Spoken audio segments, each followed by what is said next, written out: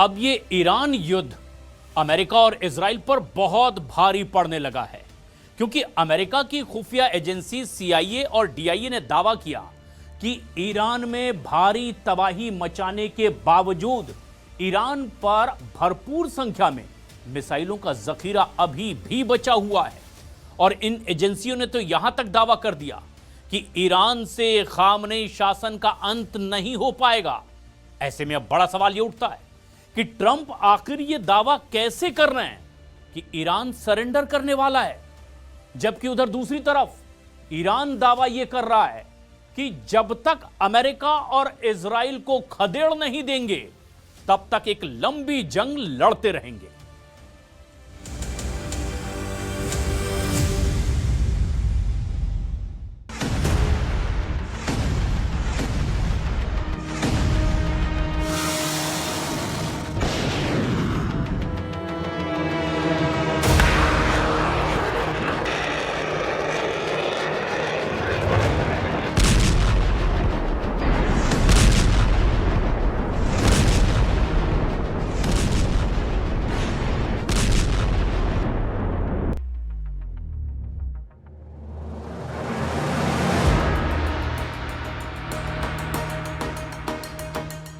दो हफ्ते से ज्यादा की जंग में अभी तक अमेरिका और इजराइल मिलकर भी ईरान को घुटनों पर नहीं ला पाए हैं।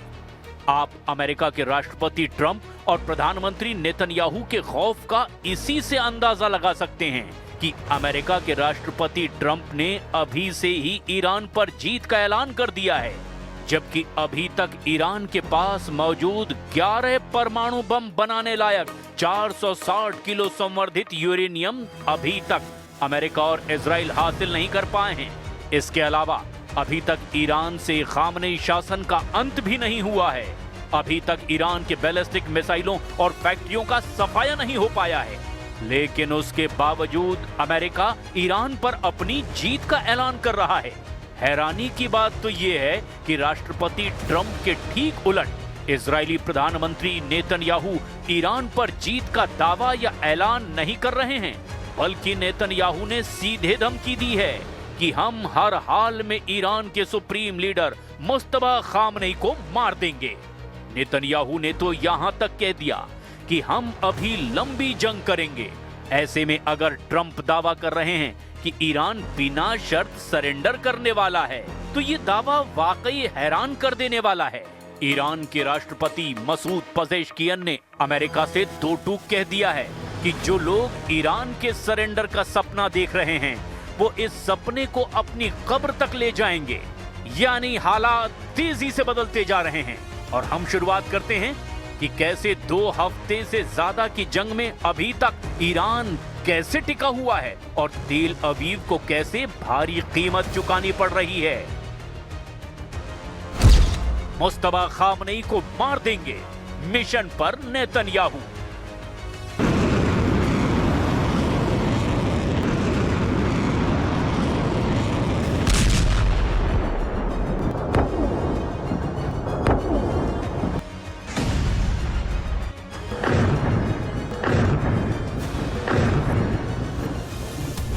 मुस्तफा खामनेई को नहीं छोड़ूंगा।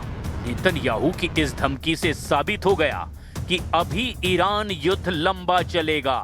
चाहे ट्रंप दावा ये करें कि ईरान युद्ध हार चुका है, इसके पीछे की सबसे बड़ी वजह है ईरान के नए सुप्रीम लीडर मुस्तफा खामनेई, जो लगातार अमेरिका और इजराइल से बदला लेने की धमकियां न सिर्फ दे रहे हैं बल्कि ऐसा करते भी दिखाई दे रहे हैं।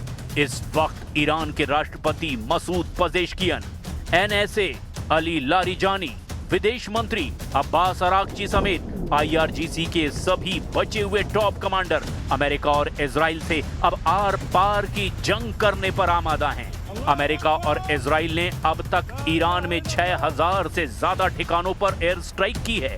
युद्ध के पहले 12 घंटे में ही लगभग 900 हमले किए गए थे। अमेरिका के ऑपरेशन एपिक फ्यूरी और इजराइल के रोरिंग लायन से ईरान लगभग तबाह हो चुका है। ईरान की 60% से ज्यादा मिसाइल दागने की क्षमता नष्ट हो चुकी है। इजराइल का दावा है कि उसने ईरान के 17 में से 10 वायुसेना अड्डों को भारी नुकसान पहुंचाया है और 300 से ज्यादा मिसाइल लॉन्चरों को बेकार कर दिया है। यहां तक कि ट्रंप ईरान के 50 से ज्यादा नौसैनिक जहाज और कई ड्रोन फैक्ट्रियों को तबाह करने का दावा कर चुके हैं। लेकिन इतना भीषण नुकसान झेलने के बावजूद ईरान जमकर पलटवार कर रहा है और यही वजह है कि ट्रंप के ठीक उलट नेतन्याहू ईरान की पूरी लीडरशिप को खत्म कर देना चाहते हैं, जिसमें अब सबसे पहला नंबर मुस्तफा खामनेई का है।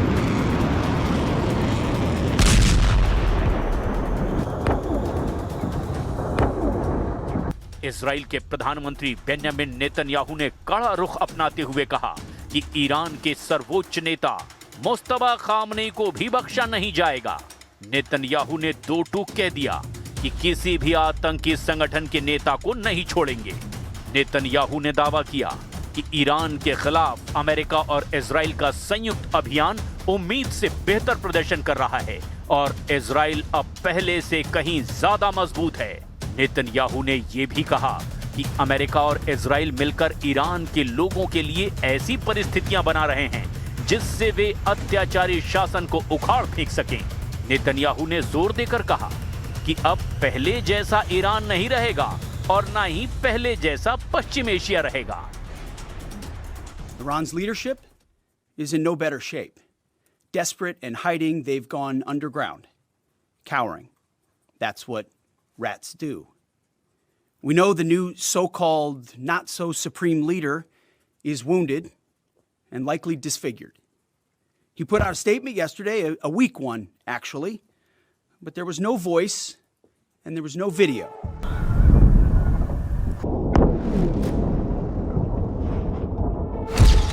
ट्रंप बोले सरेंडर करो, ईरान बोला कब्र तैयार है।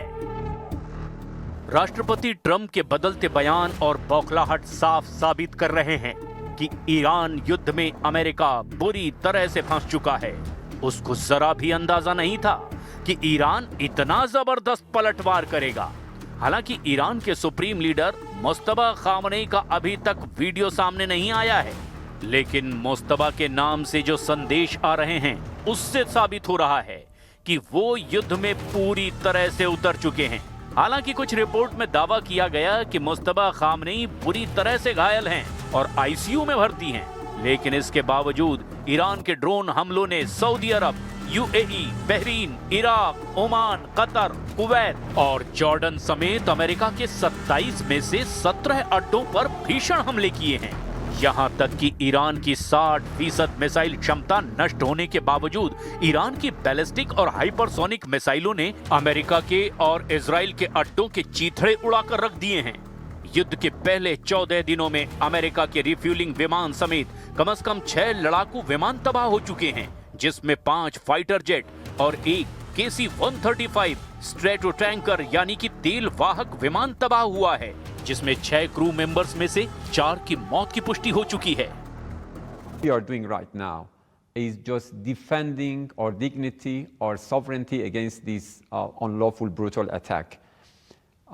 I think those who are used to just call both sides on an equal footing and do not distinguish between the victim and the aggressors should really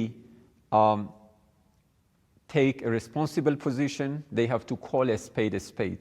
They have to address. अब तक के आंकड़ों के मुताबिक Iran 1000 से ज्यादा ballistic मिसाइलें दाग चुका है। शुरुआत में ईरान के पास करीब 2500 से 3000 मिसाइलों का भंडार था। ईरान ने अब तक 3000 से ज्यादा ड्रोन हमले किए। अकेले खाड़ी देशों यूएई, कतर, बहरीन और इराक की ओर 1500 से ज्यादा ड्रोन दागे गए। खुद अमेरिका की CIA और DIA की ताजा खुफिया रिपोर्ट के मुताबिक खामनेई की मौत के बावजूद ईरान का शासन टूटने वाला नहीं है। जनता पर सरकार का नियंत्रण अभी भी मजबूत है। अब ऐसे हालात में ईरान की हार का दावा ट्रंप कैसे कर रहे हैं, ये हैरान करने वाला है। जबकि नेतन्याहू मानते हैं कि ईरान से अभी लंबा युद्ध चलेगा।